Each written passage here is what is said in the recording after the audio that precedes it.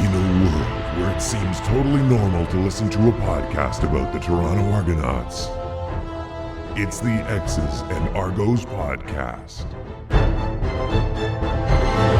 Welcome to the X's and Argos post-game reaction podcast brought to you by Funny Bone Broth as the Argos lose an absolute heartbreaker 23-22 to the defending Grey Cup champion Winnipeg Blue Bombers. Ben Grant joined as always by JB.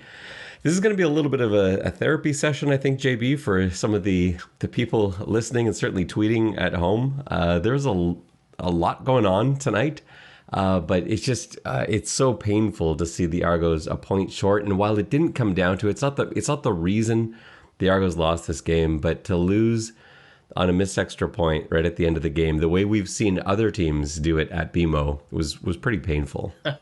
I would imagine there are some Hamilton and Montreal fans who are quite pleased with the result of tonight.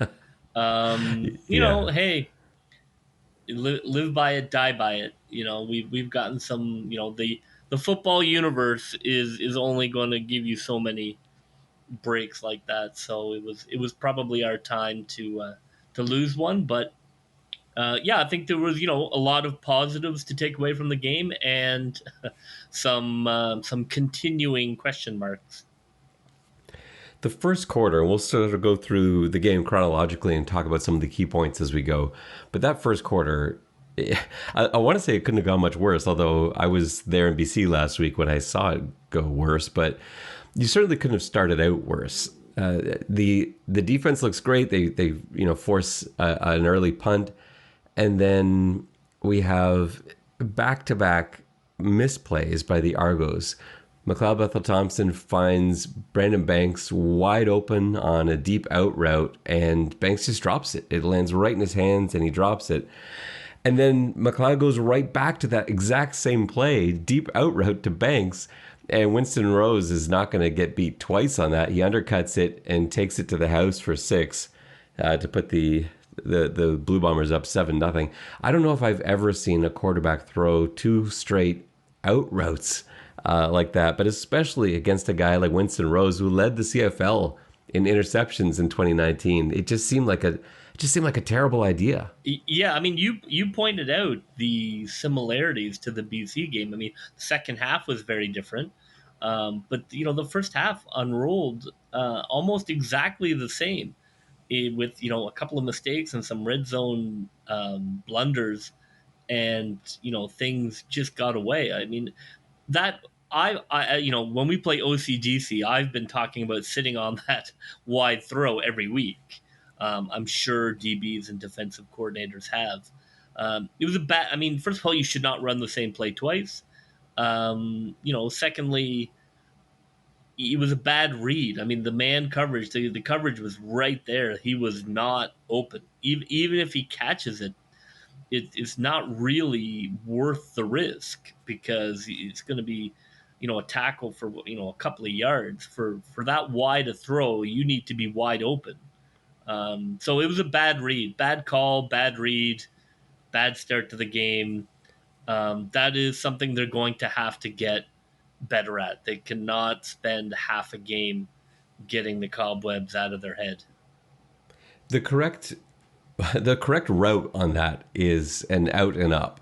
If you're going to go back to the well like that, you just had him wide open on the first one. If you're going to go back to Banks, you pump fake the out and then have him turn upfield, and that's a touchdown. Winston Rose was undercutting that from the get-go. There's no way he hangs with Banks on an out and up, on a double move. And I can't blame the play call because it wasn't the exact same play. Banks's route was the same, but the rest of the stuff wasn't the exact same going on. And so that's a McLeod Bethel-Thompson mistake. And he, as always, he's willing to take it on himself. Talking to him after the game, the question, I don't remember who asked the question, but it was about, I think it was David Morisuti from Fansided, and he said, he asked, what you say to Boris Beattie after missing the kick at the end of the game. And he basically said, this is not on Boris. 3 interceptions is way worse and has way greater impact on the game than 1 missed extra point. And, he's like that all the time. He says the right things. He takes the fall when it's his responsibility. And he did again on these interceptions on his play tonight. But you just can't have it happen. And then to make it worse, the defense still playing lights out. The very next drive, it's a drop snap. I don't know if it was a high snap or it just came in a little bit too hot. And the snap falls to the ground. McLeod Bethel-Thompson scrambles, picks it up, tries to sort of, I think he was trying to make a completed pass. I don't think he was trying to get rid of it, but it was just an ill-advised throw. That one gets picked off. And now suddenly Winnipeg's operating with a short field. They add a field goal. It's 10-0 before the Argos can even breathe. So it just, they continue to put themselves in a hole. And we talked about this as the number one key to the game. The Argos could not make mistakes. This Winnipeg Blue Bomber team, they're not interesting, they're not exciting, but they don't make mistakes, and they win football games because of it. And the Argos could not stop shooting themselves in the foot tonight. They made mistake after mistake after mistake, and they opened with two huge ones to find themselves down 10-0. Yeah, I mean, the offense in the first half was disgraceful. It didn't have any rhythm. It didn't seem to have a plan. It didn't look like they had schemed out a script. Still, red zone stymies them. You can tell they are not confident in the red zone. You can feel it. You can feel, like a golfer who has missed 4 putts in a row. You just feel the tension in the red zone instead of a confidence and an excitement that now we're going to score. They just get totally mixed up down there, and it's brutal. They are a good enough team. There's no reason tonight's game couldn't have been 28-17 Toronto. There is absolutely no reason this could not have been a solid win against Winnipeg. The first half offense is to blame, and I think that's going to take some healing within the team. But that had to be that was a blowout game that first half just washed away. Because those were terrible mistakes. Not just sometimes you're going to have picks. I don't mind. You're trying to push the ball downfield. Sometimes you get a pick, but these were mental mistakes that just can't happen. You just can't have a quarterback making those mistakes, and he remains an enigma because his end of game stats are fine, but you just really wonder at what the ceiling is on a player who is not able to play 4 quarters of football. I misspoke earlier. I said it was 10-0. It actually was 14-0 because that was the questionable PI call against Shaq Richardson. It was. There were hands. I just don't think he was there and he had inside leverage. The guy cut across his face and there was a little bit of but not a push or a hold. Just a guy crossing his face and there was a little bit of contact. That was I didn't think that was a flag. Weak. I thought it was pretty weak, and that kept the drive alive. And then a few plays later, Wolodarski hauls in a 15-yard touchdown pass on 2nd and 10, and so it's 14-0 at that point. And then the Argos' third drive was almost a disaster as well. There's another botched snap, but this time it was so Ambles came across, and he was in there. He's watching because he's got blitz pickup responsibilities, and he's sort of trying to wedge in between the guard and tackle as he's settling, but the snap comes right at that moment. And Coach Dinwiddie after the game was really frustrated with it. He said they ran that play 8 times in practice this week. Never an issue, never a timing problem where there was close to Ambles deflecting the snap, and it just went off him. They were so lucky that they were able to jump back on that. I think it was Ambles that recovered that fumbled snap. And they, after that near disaster, they punt the ball away and again give their defense just atrocious field position.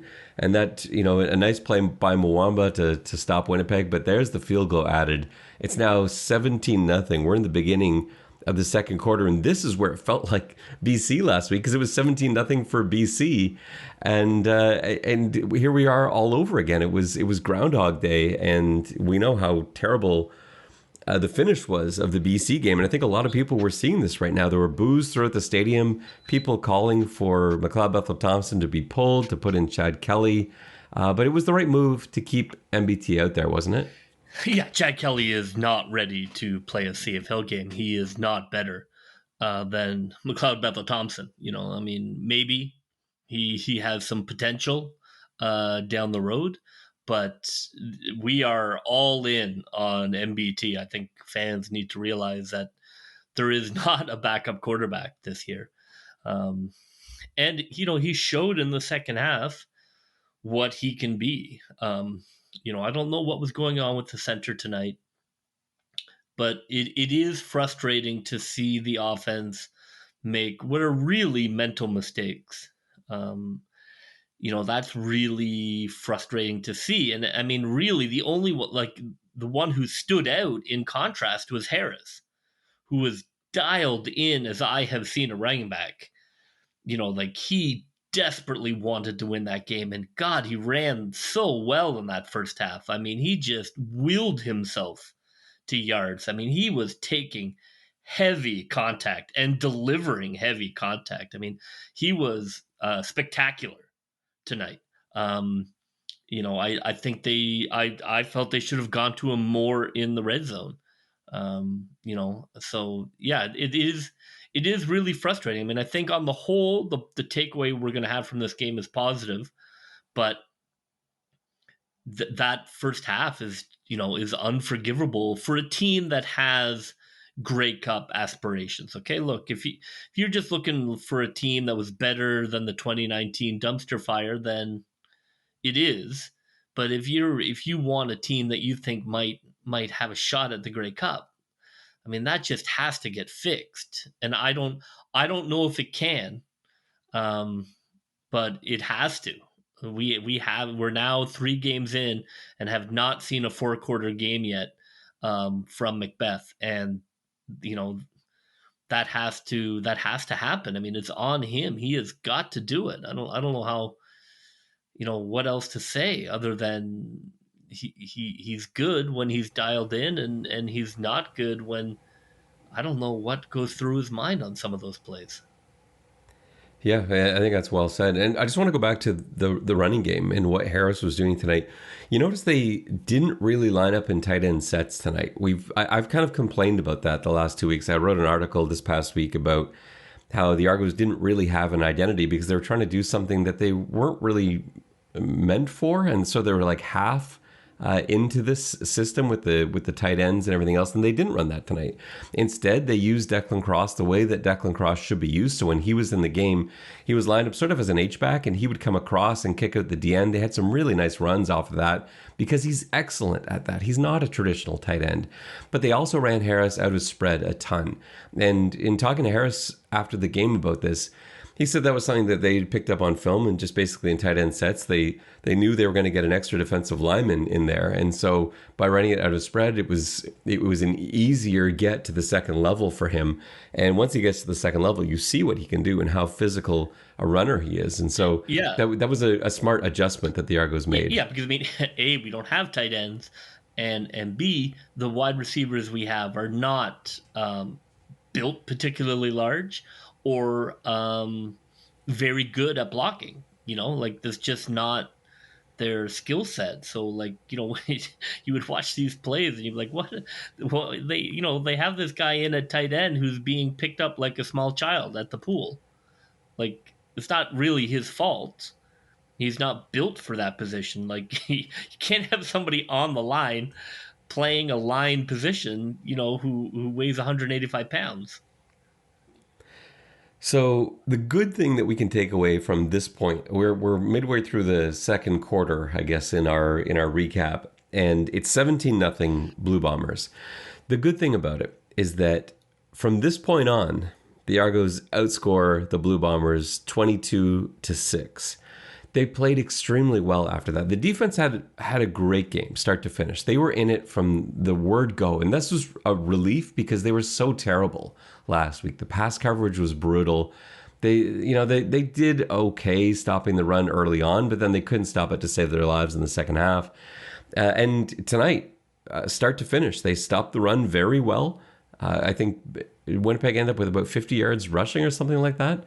And they stopped the pass. The one thing you asked for from the DBs is, hold Collaros under 300 yards. It wasn't even close. No, it was a terrific bounce back game, and one I expected. I mean, we match up much better with Winnipeg. Winnipeg is not a complicated or dynamic offense. To be honest, Oliveira's fine. Their receivers are fine. They don't have Lawler anymore, so it is a team that defensively, if you are doing your job, you should be able to play well against. And I was happy to see that, because I think the matchup against Winnipeg was much easier than the high speed, high tempo BC machine. But nonetheless, I was really happy to see the aggressiveness and the way guys were flying to the ball and the way guys were tackling with bad intentions. And I thought the defense played lights out all game. I mean, really, they got buried by those picks. I mean, there really wasn't any drives. I mean, we had twice as many first downs as Winnipeg.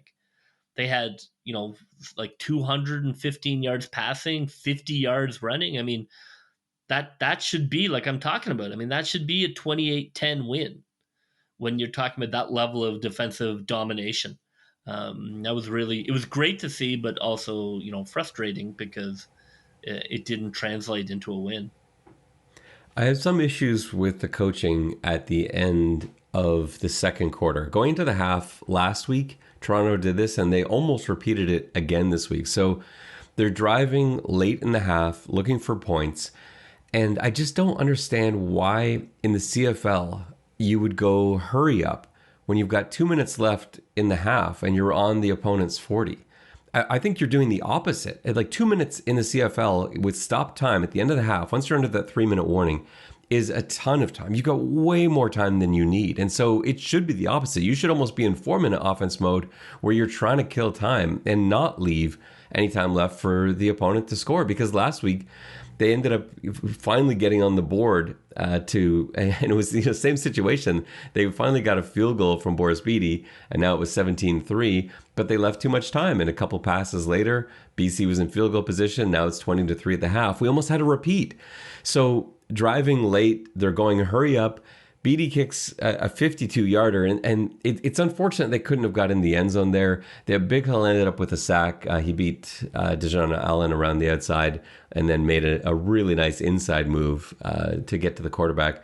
But Beatty, 52-yarder, he's there for them. It's 17-3, and it looked like Winnipeg was going to drive down for that field goal, but fortunately, Collaros made his one mistake of the night, I guess. Jamal Peters picks off a deep bomb to the end zone that Collaros just shouldn't have thrown.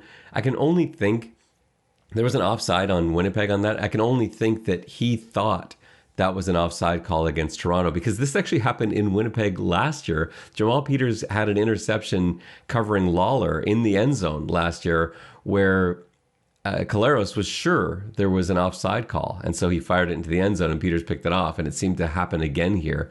So anyway, it didn't end up hurting the Argos. They go into the half trailing 17-3, but I feel like that was some poor clock management, and it's been 2 weeks in a row now. We've seen this before as well, so I was a little concerned about that. So we head into the second half, but just before we get there, can we have more halftime shows with dogs running after Frisbees? Because that at that point was the highlight of the evening. We hadn't seen the Argos do too much yet. That might be the best halftime show I've seen in a while. Yeah, I mean, your enjoyment will vary depending on your attachment to dogs, but it was fine. Okay, so we start the third quarter, and it opens perfectly. All the things that I wanted to see, all the things that I wrote in my halftime adjustments for the offense were there. And we were saying, you and I were talking about this at halftime, the Argos were getting the ball. If you could get a touchdown here, make it 17-10, you're right back in this. And suddenly it's a football game. And we knew the defense was playing lights out.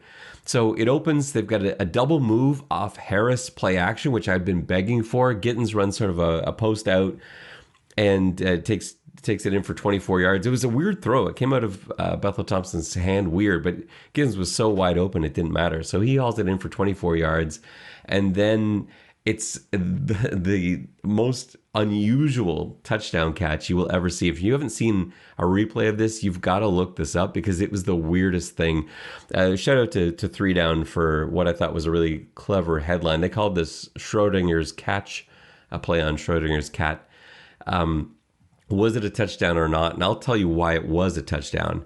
But it's a 45-yard bomb from Bethel Thompson to Brandon Banks that Houston almost broke up. He kind of caught it right at the one. And as he was falling backwards, Banks sort of took it out of his hand. And then he had it between his shins for a second. And then it was up in the air and he grabbed onto it a second time for the touchdown. But I know there were a lot of people on social media that were saying this should have been an interception, that they saw Houston down with the ball and with contact. So that should have been blown dead in a pick. Here's why it wasn't. So if you take Brandon Banks out of the equation, you just have Houston catching that ball and dropping it. That's not going to be an interception because you can't lose control of the ball when you go to ground. If you catch an interception or a pass and you hit the ground and drop it, it's an incomplete pass. You've got to be able to maintain control through the ground.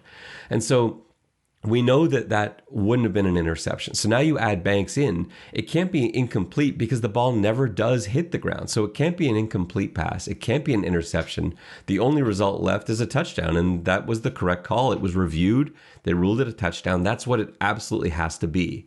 But as you mentioned in your report card, it was an underthrown ball. And so great catch, great play by Brandon Banks, but that's got to be a better ball from McLeod Bethel Thompson. Banks had his guy beat by 5 yards. It was an underthrown ball. Houston was able to catch up to it, and Banks luckily made a play. But suddenly, here the Argos are, 17-10. They're right back in the game, and it felt at that point like this was the Argos game to win. Yeah, it was, it was a positive opening drive, despite the underthrow. It was a great play by Banks. I mean, full credit to Banks for staying in it and not giving up on that underthrown ball. He could have just thrown his hands up or whatever, but he stayed in it. He stayed focused and was able to rip the ball out and keep the ball from the ground. So I thought that was a fantastic Banks play. And, McLeod and Banks are developing a little bit of chemistry, which is crucial. I've been asking for that a quarterback has to have their guy. Like, it's great that you spread the ball around, but, no successful quarterback doesn't have their go-to receiver who always comes through for them. So there seems to be a little bit of that there with Banks. We'll talk more about that later. But it was, it was a positive play. It got the crowd back into it. It showed McLeod's ability to shake it off, shake off that first half. And to stay in this thing, I think, it is nice for him that there really isn't any second choice. So he does have that confidence because, Chad Kelly is not ready to lead the offense in a CFL game. So it was good to see. But, a little late. And then what looked like was going to be a tie game in the third quarter turned the other way around on the Argos. So the defense forces a beautiful 2-and-out. The offense gets the ball back, and they're just rolling at this point. They even converted a 3rd-and-1. And I just thought this was, I thought this was the beginning of the tables turning. The Argos have struggled so much on 3rd-and-1. They missed one earlier in the game already. It was a 3rd-and-1. Actually, it was third and like half a yard. They gave the ball to Harris, and he couldn't convert. It was a terrible spot, mind you, and that was, that's the 3-point difference right there. But McLeod Bethel Thompson stays in on a 3rd-and-1 instead of sending Chad Kelly out there to run short yardage offense. They stay with McLeod, and I think that's the right call. I asked him about that after the game, and he says, "Yeah, absolutely. I want to stay out for those short yardage situations. I want to stay on the field for every play." And so I think you keep giving it to him. He, as a big guy, this is enough. It's enough to get you in the CFL that yard. You don't need a runner. You don't need a young guy to come in for a quarterback sneak. If you're running to a run, around the edges and stuff like that, sure. But if you're just running a quarterback sneak, there's no reason in the world McLeod Bethel Thompson can't do it. Brady is successful at it in the NFL because he's a big guy. He's got weight to him. He's got size to him. McLeod Bethel-Thompson is the same way. There's no reason why he can't stay in there on 3rd and 1. He converts it. Harris is running well. McLeod Bethel-Thompson makes a really nice audible. And I just want to talk about this sequence here. What they started doing in the second half was getting to the line quick, running no huddle, getting to the line quick, especially on like 2nd and less than 5. And they would run a simulated snap. So the receivers come in on their waggle and then they back out. And it gives the quarterback a chance to see what the coverage is. McLeod Bethel-Thompson had enough time to change the play a couple of times. He made a really nice one where he saw the linebackers, it was 2nd and 4 play. They're driving for the tie. Linebackers were bailing out when he simulated the snap. And he changed to a run. Harris had a nice long run out of that. And talking to McLeod after the game, he said that was a big part of their plan coming in. And I guess that it's something we saw last year where Winnipeg would show you their hand early if you could line up soon enough, like fast enough to be able to change that play. And they certainly took advantage of that a few times. Not every single one worked out, but McLeod made nice reads on that and made nice audibles, nice checks on those. So they get down inside the 5. And then a play that really turned the game. There's a slant route to Banks.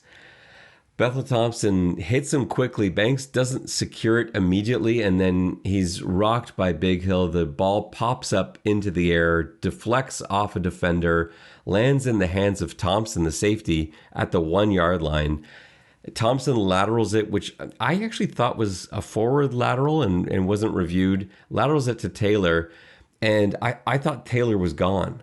And he's tracked down by McLeod Bethel-Thompson 48 yards later at the Winnipeg 49-yard line. That was potentially a game-saving tackle by Macbeth. Yeah, if the Argos win tonight, that's probably play of the game in terms of him, leveraging the DB against the sidelines and forcing him out with a great tackle. That play was so frustrating to me because, really I wanted Harris to get the rock. He wanted it. You could see he wanted it in a way that was not just a guy playing a football game. And I would have given him the rock in the red zone. So I wanted run there over pass. I know Banks ended up getting into a fight on the sidelines about this play, and I also was angry at Banks, but really frustrated that he's in that position. I mean, if you're running that inside route down in the red zone, down on you're within 5 yards, you're gonna get hit hard by a linebacker. That's where the men live. In between the numbers in the middle of the field in the red zone. That's why you have tight ends. That's why you're looking to throw that ball to a big body who can shield the contact and is able to take the contact and is used to catching contact, right? That's not Banks' job. Banks is he's a water bug. He's catch and go. He is not a guy who spent his career catching the ball and then preparing for contact. I just think it's a misuse. It's like yelling at Fred VanVleet for not getting a rebound. That's not what he does. That's not what he's built to do. So I was frustrated with his position. I think that's fine. I think it's fine for him to be there in the middle of the field because you're not crushed in against the end zone. But man, when you're down there that close, there's no chance you're not going to have one of those Winnipeg guys take your head off when you catch that ball. That has to be a big body receiver. Or if you don't have one, then you can't run that play. I think the responsibility, I wish Banks had held onto the ball, but I can't kill him for it. I don't think he should have been in that position. I don't think he's designed for that physically. I think that was a bad use of personnel. Let's talk about that fight on the sidelines. I didn't get a great view of it. Like from where we were, it was hard to see exactly what was happening, but it did look like Banks and Tate were getting into it with each other. Two guys that played for the Hamilton Tiger Cats. There's maybe a relationship there, maybe there's history there. I don't know exactly the details of it, but it seemed to be off that play. What I thought was interesting after the game, the players had a very different view of that skirmish than Coach Dinwiddie did.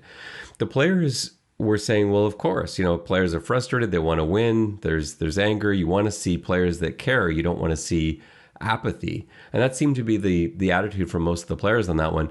Coach Dinwiddie was not at all impressed by it. And he talked about the fact that, and I'm paraphrasing here, but he basically said that they got rid of some players in camp that weren't team guys, and they had a big talk pre-game today about being for each other and being there for each other, and not fighting each other. And he talked about the idea of maybe needing to send other guys home, like more than just the guys that he got rid of in training camp.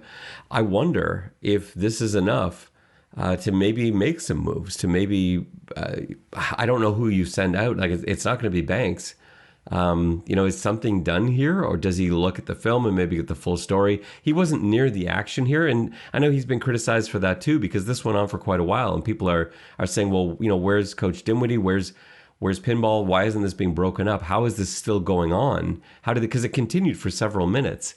What's your read on this fight, quote unquote fight? Yeah, I mean, I don't really sweat, professionals losing it on each other. Football is a violent game. Football is a high intensity game. Temperatures are running hot. I don't think having a shoving match is the end of the world. But it obviously it does show a crack, right? Obviously, nobody wants to fumble the ball. Nobody wants to drop the ball. You don't want to get into a situation, where guys are coming off and say, hey, why don't you try and block somebody next time? I mean, there are lots of plays where you could say that to another player, don't be afraid to block someone. Don't be afraid to cover that guy. So I get where he's concerned, because it can quickly turn into poison, like on the sideline, that can turn into poison in a hurry. So I don't think every fight is a huge problem, but if coach, coach knows that he might be fighting for the soul of that team. That's what it sounds like to me, that he feels like he is a team that could go either way, and he's fighting for the soul of it. And that probably deeply concerns him. I think that comment probably suggests a lot more going on below the surface, in terms of guys who have bought in, guys who are pulling in the same direction, which is worrisome. Yeah, I'm with Dinwiddie. I don't like it at all. I agree with you that stuff like that in practice. I don't mind offense and defense getting into it. Maybe there's a skirmish. Maybe someone gets too close to the quarterback. I don't mind stuff like that in practice, offense and defense. I do not want to see in a game two guys on the same unit going at each other like that. I think it's a really bad sign, and I just don't think it's professional behavior from either of those guys. And again, I don't know what was said. I don't know. Maybe there's history to it as well. We don't know. But I can't accept that. And I also can't accept that it took that long to put the fire out. And I think that something needs to be looked at there. I think there needs to be something better in place. I don't know if a change needs to be made, but you can't have that. You have to have positional coaches who jump right in. Look, coach is watching the game. And, pinball finally came down, not finally like he was supposed to, but like he comes down, and dad was home and calmed everything. But positional coaches have to jump in and put that out immediately. Like, your wide receiver positional coach, your offensive line positional coach. I agree with you that has to get cleaned up. And, there's not much good to take from it. I think, it's hard to say how serious it is, but it certainly suggests that you have people who are not That's going to happen, especially after you get your doors blown off. You get your doors blown off. Any athlete, professional athlete, high school athlete, college athlete, their first finger is not going to be pointing at themselves. The first finger is going to be like, what the hell are we running here? What are the plays that we're running? What is the program we have installed? And so it becomes, anytime you have a blowout, unless you are a seasoned coach, who's been coaching for 20 years, that's a dangerous, fragile time for a team. So I think you're seeing also a little bit of that. So into the fourth quarter we go. It's 2010 now at this point after Winnipeg adds a field goal. Toronto strikes back with a field goal of their own. So it's 20-13, and you knew it was going to come down to the last drive of the game. There are a couple little things we got to talk about that happen in here. So let's get our special teams conversations out of the way here, because as much as he had some interesting choices, and we saw him with a really nice return near the end of the game. He dropped a punt. He struggled with a couple in warm-up that we saw. This makes me nervous. We know his path choice is so good. His vision is so good. That's what made him one of the best return men in all the NCAA in 2018. And yet he's struggled to hang on to the ball. I don't know. A lot of it's the blocking. They can't stop a gunner at all. No, and there just seems to be, as soon as the returner catches the punt or the kickoff, there are guys unblocked coming right at them. The kick return in general seems better, but the punt return is dismal. He averaged 5 yards a return tonight, which is what the league gives you. They give you a 5-yard window. By rule, you should get 5 yards. So the punt return is not good. It is below league average. Like you say, they are not blocking the gunner. They are behind. I don't know whether they need to just dial back immediately on the snap of the ball. Don't even engage your guy. Just get back, because they the returner has no chance. Look, you see with Worthy. Not to feed a fed horse, but Worthy has turned into a potential all-star in Montreal. That is a problem. That is a black mark against the team. Guys see that. They are not dumb. They're like, why is this guy suddenly able to return for touchdowns? And here, he couldn't get a foot. It's like, there's a problem here. We need to scheme it up. And really, special teams of all the teams is so scheme dependent. Like, that's why you have those special teams aces, because it's such X's and O's to dominate a special teams, more than offense, more than defense. You really you see who is good at drawing up blocking schemes and who is not.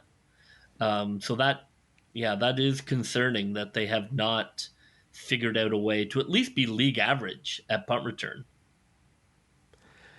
So trailing by a touchdown, McLeod Bethel-Thompson and the Argos get the ball. There was a chance early. Now, this didn't come into play, but there was an offside on Winnipeg, a free play. And we've seen this many times before. There were two in this game where clearly Winnipeg was offside. And on both occasions, McLeod Bethel-Thompson threw a short ball over the middle. I think both were incomplete as well, which, it doesn't matter because you're getting those free yards. But I really want to see him take a shot. If you know for sure that the penalty is going to be on the defense, that they jumped offside, and you know what that flag is for, you've got to take a shot. You got to go deep. On that second one, on this drive, not that it's an easy pass, but Giddens Jr. was way downfield. Heave it up for him. If it gets picked, whatever, you're getting your 5 yards. But there's a chance that he catches it. There's a chance that it's PI. There's all sorts of things that can go right, and you can't lose in that scenario. I wanted him to take advantage of those free plays, and he didn't. It didn't matter. It wasn't, they did score on that drive, and we'll get to the painful end of this game. But yeah, you have to. When you've got a free play, you go for it. You launch it deep. Yeah, I hated the play they scored on.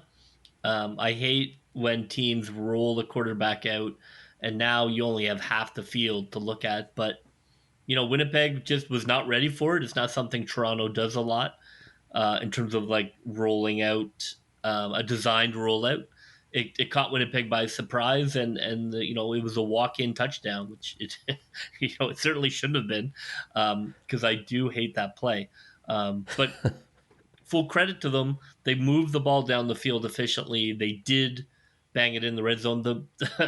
The offensive line center almost cost them that chance with a terrible snap. I don't really know what was going on with the center today, but it was good to see, and the stadium was, for you know we talked about the terrible home opener in terms of schedule, like a Thursday night, and now we have this game on a Monday night that's not a holiday. I mean, the CFL is just burying Toronto, just burying them with this schedule. What is this schedule? Thursday night, Monday night? Now they're gone for a month, and then they play Sunday at 5. I mean, what on earth is that schedule? Like on a separate rant, that is a schedule that is just designed to, like, do they want Toronto not to be a franchise anymore? I like, what do you want MLSE to move on? Like where is this design coming from? Like, you've got these teams that have locked in crowds, Saskatchewan and Winnipeg, and Calgary and Edmonton. Like, give those guys terrible times. Those fans are coming if you schedule that game at 2 in the morning or 7 at night on a Wednesday, whatever. But Toronto has to get preferred schedule time because you're trying to make your damn biggest city your best franchise. I'm sure that kind of stuff drives MLSE crazy. That's my rant. So at the end of the game, like you said, that missed snap. So it's first and goal from the 5, and we're thinking here it's going to be a couple of Harris runs. He's going to get in there, but the snap comes like a 500 miles an hour and high. McLeod Bethel Thompson does well just to like knock it down, but it's a 5-yard loss. Now it's second and goal from the 10, and that's where they dialed up that play, the rollout, which I think, like you say, it's not a play I love, but it got him out of the pocket. Heat was coming. It's not one they run much, so it definitely Right. caught Winnipeg. It definitely caught Winnipeg by surprise. Yeah, and that's why it worked. Ambles was wide open, and he somersaults into the end zone. And now everyone's thinking about overtime. And I was just about to tweet out that the Argos had tied up the game, and I thought, you know what, I got to wait for a second because I've seen so many times on that end of the field, and so I paused. I did not send my tweet, and sure enough, Boris Beatty misses the extra point. It's a tough end of the stadium to kick into. We've seen so many kickers come in and struggle. We saw Montreal in the opener miss a shorter kick than that, to miss a 21-yard field goal to win the game, and he missed it. We saw last year with BC and their struggles. We saw Hamilton kick an extra point that was supposed to tie it, just like this, off the upright, and it came back finally to haunt Toronto. But let's talk about the decision to go for 2, because that's one that Justin Dunk asked, I think, just about everybody that question after the game.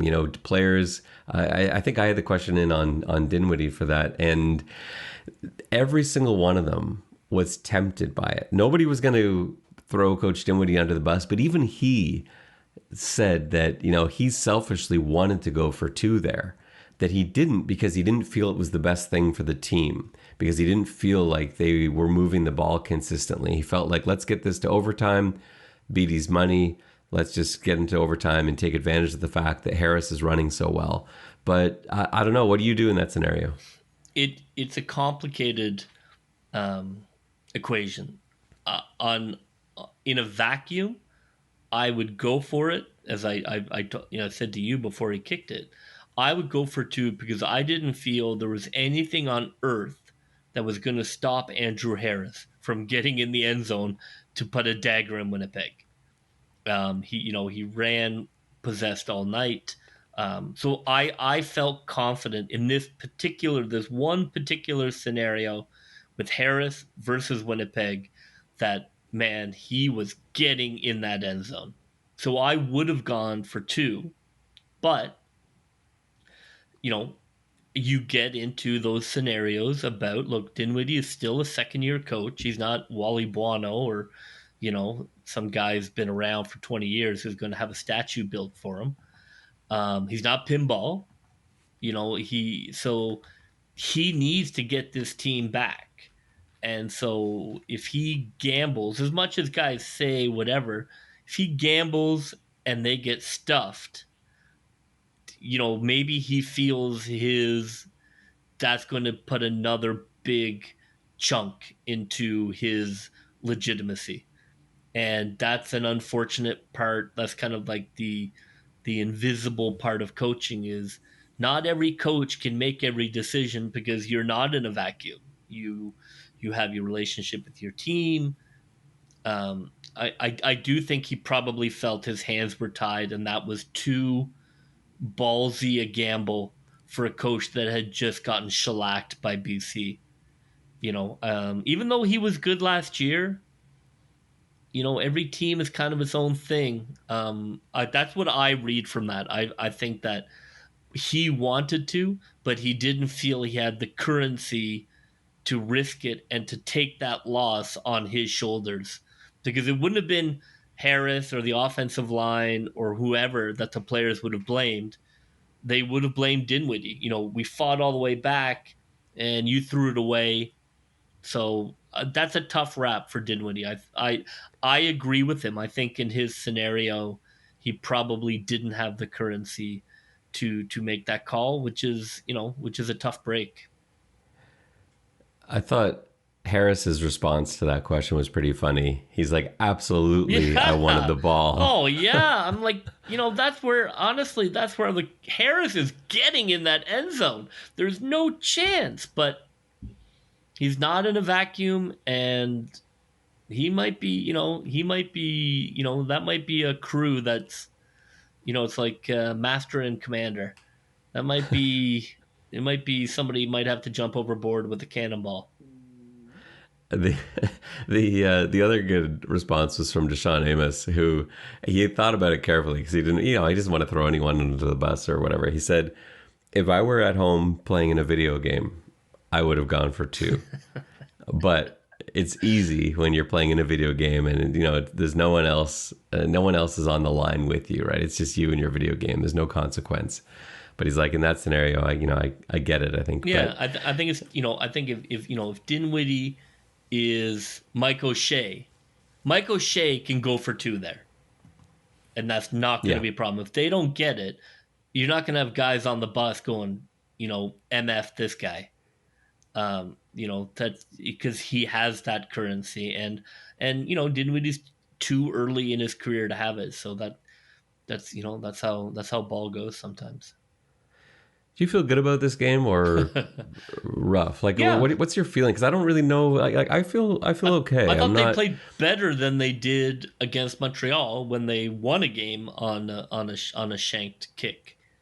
Yeah, for sure. I thought it was the best. I thought the second half was the best 2 quarters of football the team has played.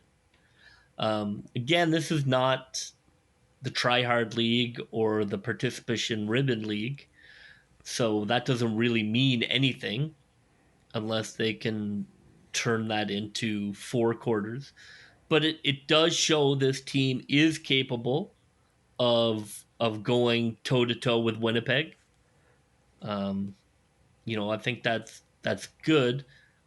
But for a team that really doesn't seem to be able to win on the road, that's a tough loss to take. I mean, that would have buried Hamilton.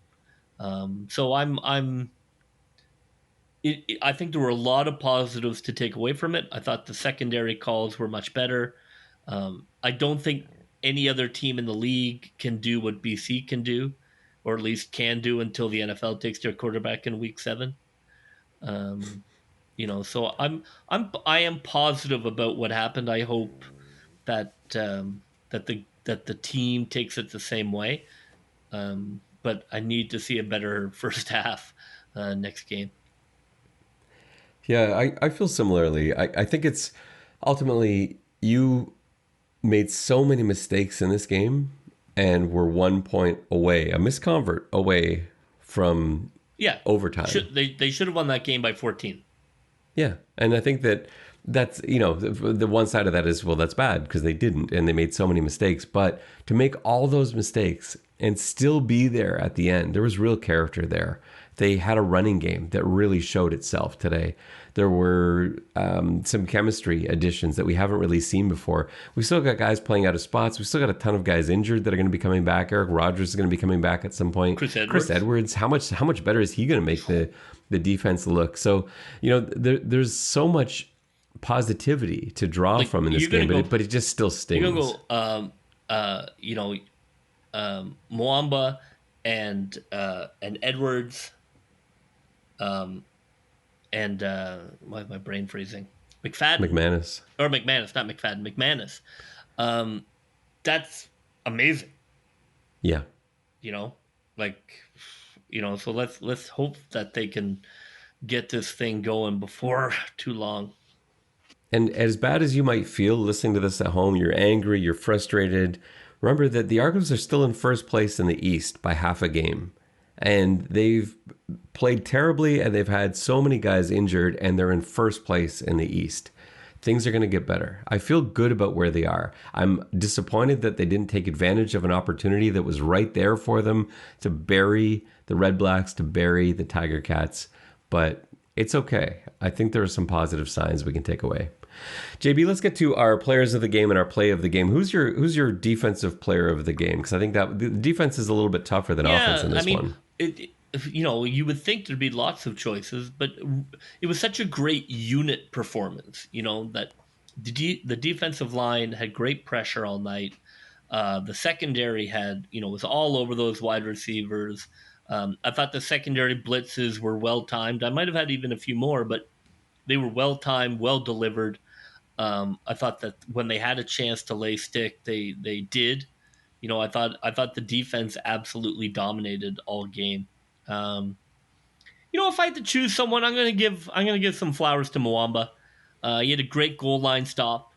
He absolutely takes away that middle of the field. In a lot of ways, you don't see what Mwamba brings because teams don't do that drop over screen into the middle of the field because they don't want their running back being killed. So you don't see plays that he would make because he is so good. But you watch it and you know in football that check down to the middle of the field is pretty much a staple of any offense, but not when you play the Argos. You don't see anybody catching a ball 5 yards from the line of scrimmage in the middle of the field. So I'm going to give it to Mwamba. I thought he played really well tonight.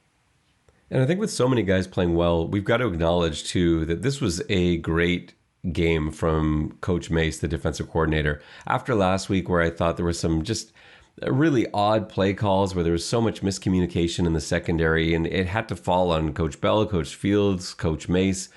They did an amazing job today. Coach Mace called an excellent game, and he had so many guys in position to be the defensive player of the game. I think we can shout out McFadden, who had a really good game. Priester made some really nice stops as well. I thought Jamal Peters had a really nice game too.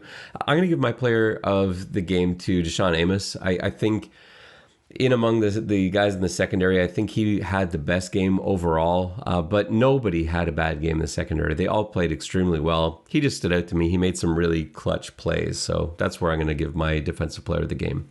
Offensive player of the game, we're definitely on the same page on this. It has to be Andrew Harris. He played just a sensational game. One of the best games I've seen a Toronto Argonauts running back play in a long time. Yeah, he was, man.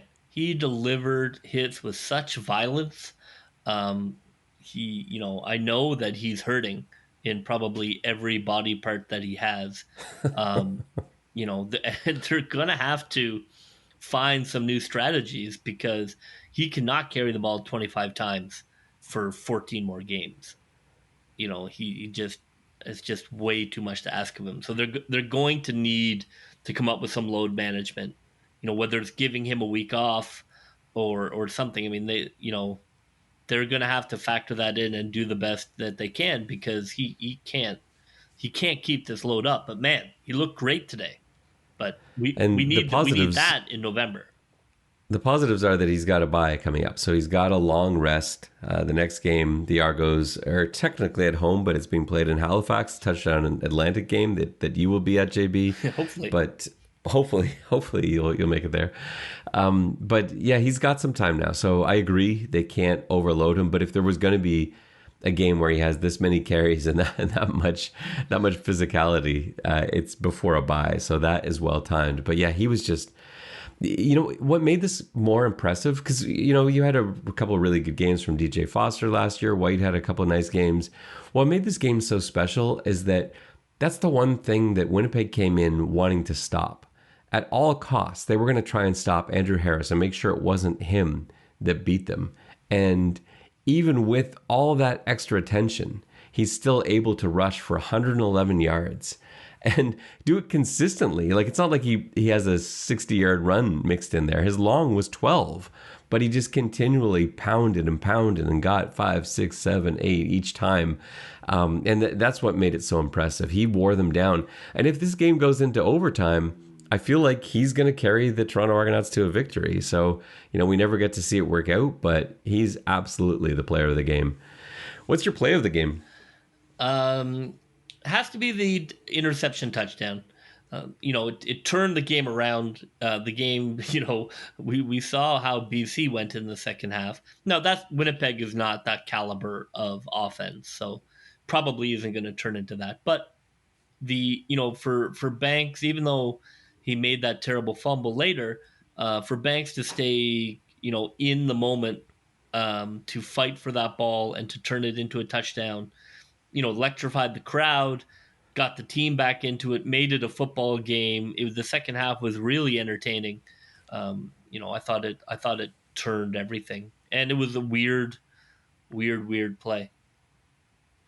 My play of the game is, this is surprising. You're going with an offensive play. I'm going to go with the defensive play.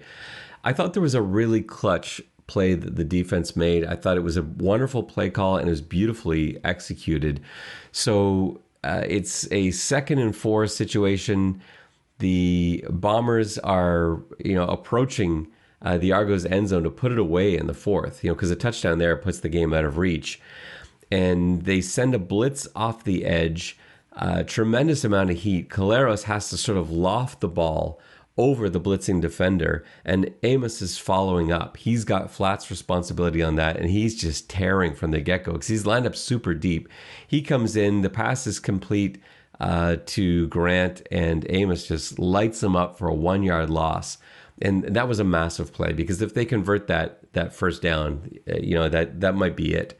But instead, it's a 1-yard loss, and that forces the Bombers to kick a field goal, and that's what gives the Argos a chance to tie it up with a touchdown. So for me, that was the play of the game. I just thought it was a beautiful, aggressive play call that was executed to perfection, not only by the blitzer, but also by Amos coming up and following that, and not letting Janarian Grant even turn around. He got smoked as soon as he caught that football. So to me, that was the play of the game.